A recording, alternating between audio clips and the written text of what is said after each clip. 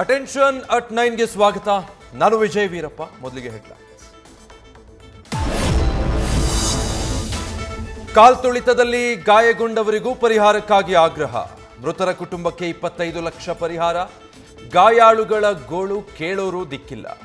ಸಂಕಷ್ಟದಲ್ಲಿ ಸಿಲುಕಿದ 60ಕ್ಕೂ ಹೆಚ್ಚು ಗಾಯಾಳುಗಳ ಕುಟುಂಬ.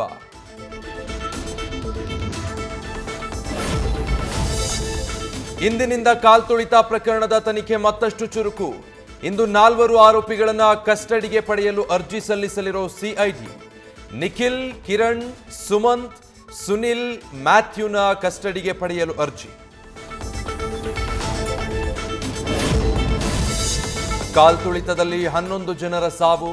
ದೆಹಲಿಗೆ ಡಿಸಿಎಂ ಡಿಕೆಶಿ ದೌಡು.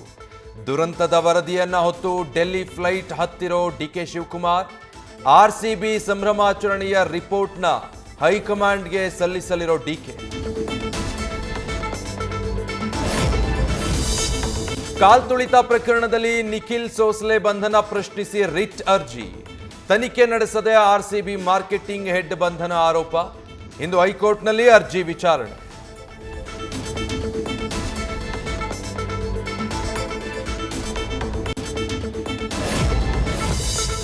ಲಾಸ್ ಏಂಜಲೀಸ್ನಲ್ಲಿ ಭುಗಿಲೆದ್ದ ವಲಸಿಗರ ಹಿಂಸಾಚಾರ. ಸತತ 2ನೇ ದಿನವೂ ಉಗ್ರ ಪ್ರತಿಭಟನೆ. ಪೊಲೀಸ್ ವಾಹನಗಳಿಗೆ ಬೆಂಕಿ ಹಚ್ಚಿ ಅಟ್ಟಹಾಸ.